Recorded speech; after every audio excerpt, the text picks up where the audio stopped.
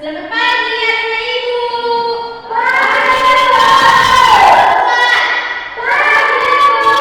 Baiklah, sebelum kita mulai pembelajaran, mari kita bernyanyi tahu lagu dari terbit matahari.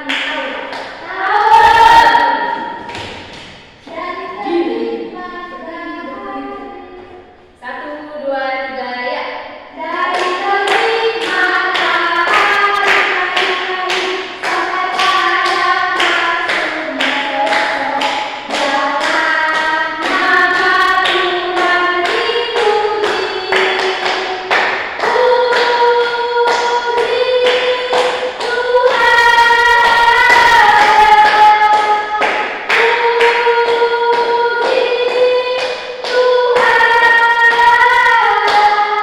Dari terbit matahari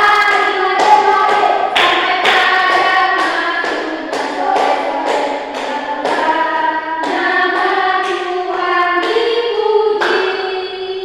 Oke, mari kita bersama dalam doa.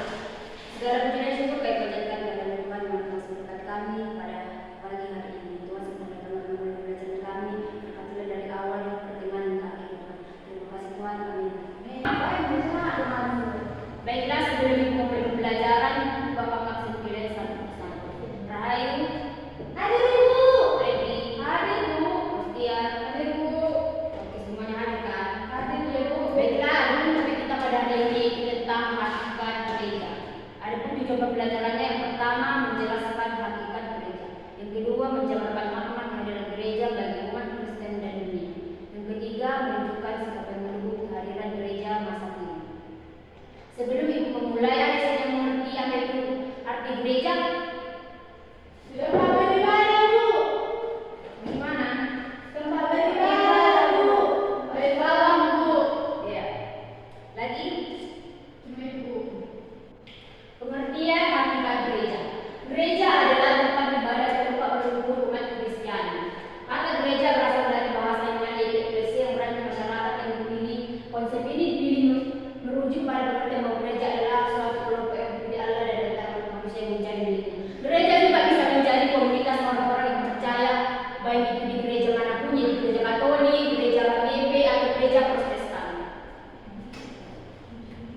Yang kedua, makna kehadiran gereja bagi umat Kristen dan dunia. Makna gereja sebagai umat Allah bisa ditemukan dalam perkembangan Al-Quran. Gereja tidak terbatas oleh ras etnis dan budaya. Ibu juga mau bertanya sampai sini tahu makna gereja dalam bentuk sederhana, sampai sini tahu. Tempat orang beribadah, baru. Repeat, gimana? Memuji Tuhan bu. Setia. Tempat sekolah minggu kayak mana bu? Adapun kehadiran gereja di dunia memiliki makna yang mendalam, yaitu baik secara spiritual, sosial maupun kultural. Yang pertama, sebagai perwakilan Allah di dunia. Gereja sering dipahami sebagai tubuh Kristus yang harmoni maupun misi Yesus. Yang kedua, pusat perhatian Kristiani. Yang ketiga, membangun komunitas yang harmonis. Ibu juga mau bertanya, siapa di sini yang nggak pernah gereja? Siapa yang sudah disuruh orang tuanya gereja? Kalau siapa sini yang gereja harus ada dulu uang mau ngapain, mau jajan? Aku kalau nggak kasih mau jajan nggak mau. Dan kan nggak boleh gereja happy. Kalau gereja itu berarti kita harus mensyukuri masih bisa gereja. Selanjutnya ibu juga akan menjelaskan di sini sikap yang mendukung kehadiran gereja masa kini. Yang pertama yaitu sikap menunjukkan bersabar menanti Tuhan Yesus datang. Yang kedua, jangan bersumpah dan saling menyalahkan satu sama lain. Yang ketiga, ikutilah dalam menghadapi penderitaan yang sedang menimpa hidup. Sikap yang baik itu seperti apa yang di gereja? Menunjukkan sikap yang baik.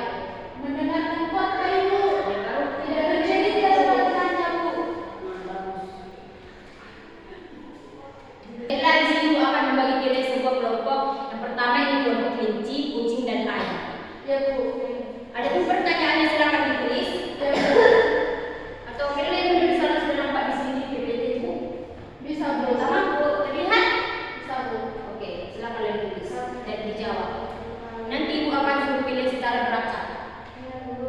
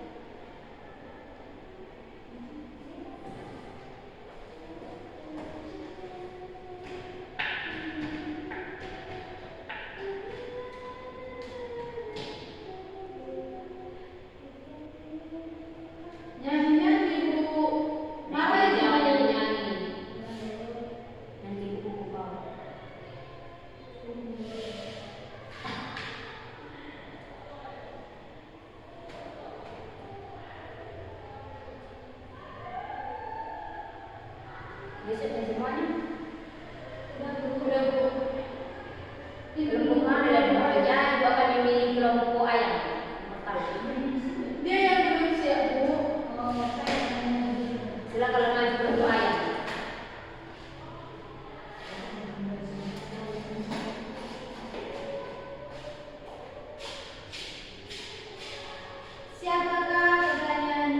Siapakah yang menjadi kepala dari gereja menurut Alkitab?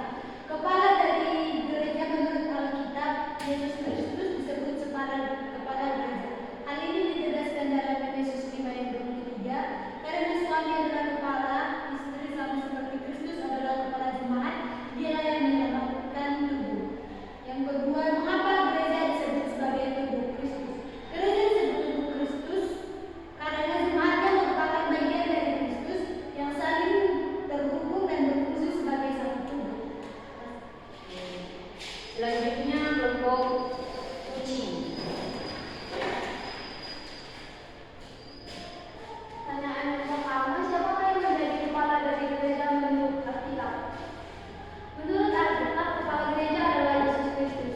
Dalam berbagai bagian kitab suci, Yesus ditegaskan sebagai pemimpin tertinggi dan otoritas utama dalam gereja. Hal ini dapat kita lihat dalam Kolose 1 ayat 18, yang isinya ialah kepala tubuh yaitu jemaat, ialah yang sulung yang pertama bangkit dari antara orang mati, sehingga ia yang terutama dalam segala sesuatu. Dan pertanyaan kedua, mengapa gereja disebut sebagai tubuh Kristus? Pernyataan bahwa gereja adalah tubuh Kristus berasal dari pengajaran Alkitab yang menekankan hubungan intim antara Yesus dan orang percaya. Dalam pengertian ini, gereja bukan segala bangunan fisik, tetapi kumpulan orang-orang yang percaya kepada Yesus dan hidup sesuai dengan ajarannya. Terima kasih, Bu. Oke, selanjutnya kelompok kelinci.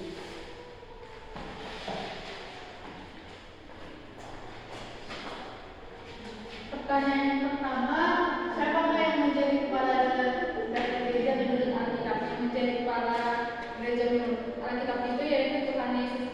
Yang kedua itu soalnya mengapa gereja disebut sebagai tubuh Kristus? Jawabannya itu karena gereja membawa misi Allah, yaitu memberitakan kabar baik. Baiklah, di sini akan mengumumkan nilai yang paling tinggi itu jatuh kepada kelompok kelinci.